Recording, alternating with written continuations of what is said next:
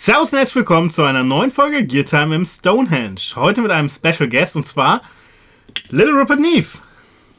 Und wir haben auch was von ihm hier und zwar... Wir haben von SE Electronics das Rupert Neve designte Mikrofon. RNT, das steht für Rupert Neve Tube Mic. Wir werden das Mikrofon heute auspacken, uns anschauen und ein bisschen darüber labern. Los geht's!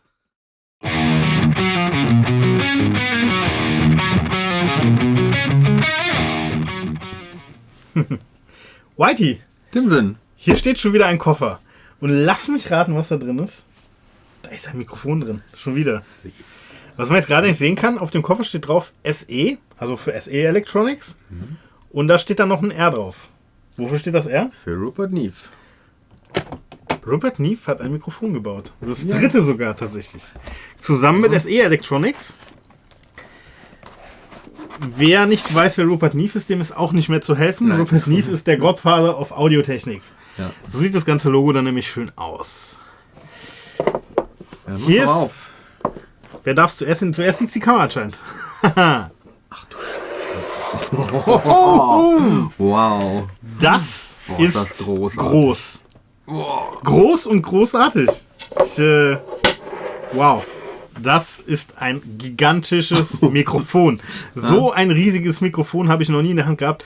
Vielleicht noch das U47 Longbody. Aber das Sag ist mal. auch schwer. Ja klar, hier. Bitte sehr. Wow, was für ein Baby, ne? Schmiegt sich in die Hand. Es ist krass, oder? Das, Könnte sein, dass da Träume wahr werden, ne? aber erstmal grundsätzlich ein Ich paar ruf mal wieder Eckdaten. zurück, ja. Genau. Also- Ja, beziehungsweise lass es am besten da mal liegen. Was wir machen, als erstes, um es schön aufzubauen, wir tun es jetzt in die Spinne rein. Okay. Das dürfen Sie jetzt machen.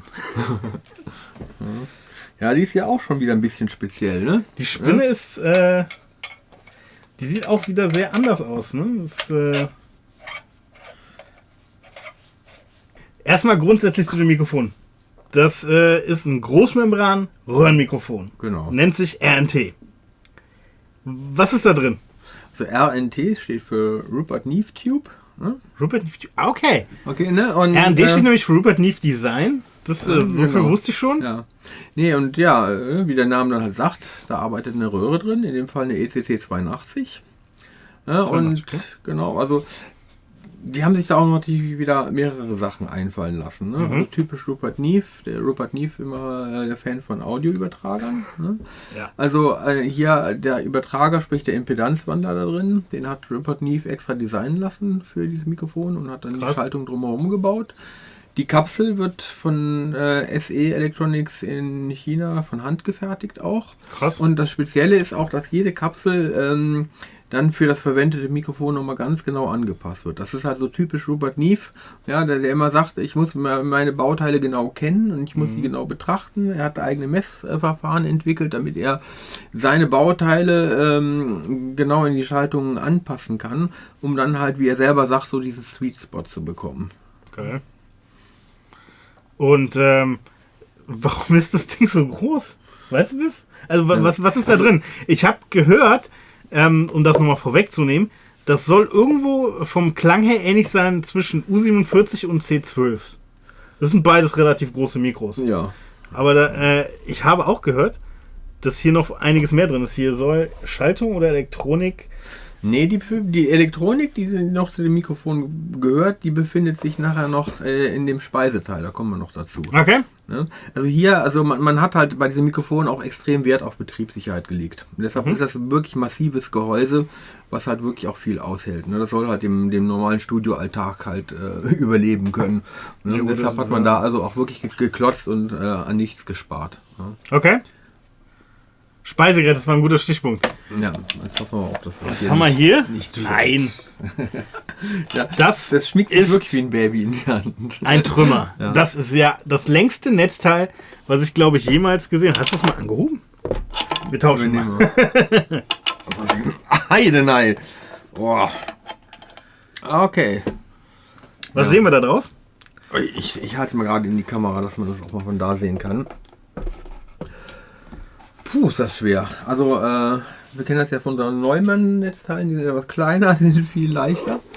Aber das hat auch einen Grund, warum das Teil hier so schwer ist. Ja, das ist natürlich erstmal die ganze Speisespannungen für die Röhre drin, also Betriebsspannung, die dürfte wahrscheinlich wie üblich bei einem Röhrenmikrofon irgendwie um die 120 bis 180 Volt liegen, irgendwo in dieser Range. Eine Heizspannung, die roundabout um die 5 Volt liegt, die werden darüber erzeugt und dann ist hier noch eine aktive Elektronik drin. Und zwar, man hat hier so ein kleines Verstärkerchen eingebaut, wie man es auch kennt von den, wie heißen diese modernen Neve-Pulte? Meinst du die AMS-Neve-Sachen? Nee, die modernen Neve 5088. 5088, genau. Ja. Diese Schaltung ist da auch mit drin übernommen worden. Also der Witz an dieser Verstärkerschaltung ist, dass die mit auch wieder speziell für Rupert Neve designten Operationsverstärkern arbeiten, die eine Betriebsspannung nicht wie üblich so von plus minus 15 Volt haben, sondern plus minus 36 Volt. Das führt dazu, dass diese Verstärker extrem rauscharm arbeiten und dass man einen unheimlichen Headroom hat. Das heißt, dieses Mikrofon, das kannst du vor die Bassdrum stellen mit 151 dB. Das explodiert nicht. Mit 151 dB kommt das auch noch klar, je nachdem natürlich auch, wie das Netzteil eingestellt ist. Ja. Ne, also wir haben ja vorne mehrere Schalter. Ne? Also der eine Schalter, mit dem kann ich die Ausgangsleistung quasi dieses Verstärkerchens. Das heißt, ich kann das an verschiedene Quellen, an einen Mikrofonverstärker, an meiner DAW oder wo auch immer, kann ich das halt anpassen. Und der nächste Gag dabei ist natürlich auch, dass ich auch dieses Verstärkermodul hier hat einen Ausgangsübertrager. Ja, das heißt... Stimmt, das ist nämlich das nächste. Ne? Das Ding hat eigentlich zwei Übertrager. Das Mikrofon hat einen Übertrager und das Netzteil hat auch nochmal einen Übertrager. Richtig, und das ist halt auch wieder special für Rupert Neve Design, diese Übertrager. Da kann ich je nachdem halt so auch ein bisschen in die Sättigung vom Übertrager gehen, wenn ich da auf plus 12 dB gebe, und damit kann ich das ein bisschen färben auch, das Mikrofon. Ist so ein bisschen der Effekt, den man so vom 1073 zum Beispiel auch kennt. Genau, ne? Richtig, genau. Ne, beim 1073 hat man damals Pad gedrückt und hat dann den Eingang hochgedreht, um da ein bisschen in die Sättigung.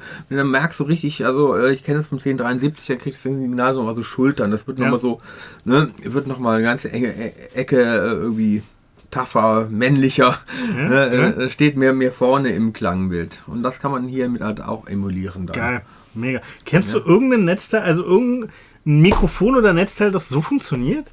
Also ich habe bisher noch nichts gesehen dazu. Nee, also irgendwie sowas ist mir auch noch nicht untergekommen. Also eine richtige Innovation. Ja, natürlich, weil dafür steht ja auch Rupert Neve. Ne? Also der hat ja jetzt auch mit seinem R&D Rupert Neve Design zum Beispiel mit der besagten Konsole, von der wir eben sprachen, da ist er auch wieder neue Wege gegangen.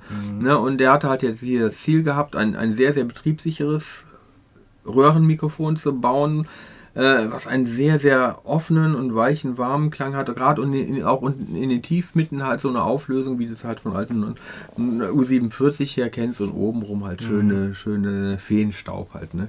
Geil. Genial. Und es ist auch ein riesiger, also wenn man sich überlegt, 2 Übertrager, dieses Röhrenmikrofon, so groß und von Rupert Neve alles, da wären doch eigentlich Träume wahr, oder? Also sieht aus wie ein Must-Have, ne? Ja. Mega gigantisch. Ich bin sehr, sehr gespannt, wie das klingen wird. Wir werden das unter anderem vor die Akustikgitarre mal stellen. Wir werden mal ein paar Vocal-Tags damit machen. Ja. Ich bin gespannt für den Flitzebogen. Also das wird ganz großes Kino, glaube ich. Ja. Dann würde ich sagen. Ja, wenn euch das Video gefallen hat, lasst uns gerne einen Daumen nach oben da und vor allem abonniert unseren Kanal. Und wenn ihr Fragen zu dem Mikro habt, schreibt uns gerne in die Kommentare. Wenn ihr Anregungen habt oder schreibt uns eure eigene Meinung zu dem Mikro, uns würde es interessieren. Wir gehen jetzt rüber und testen und hören das Ding. Ja, genau. Danke fürs Zusehen. Ciao. Ciao.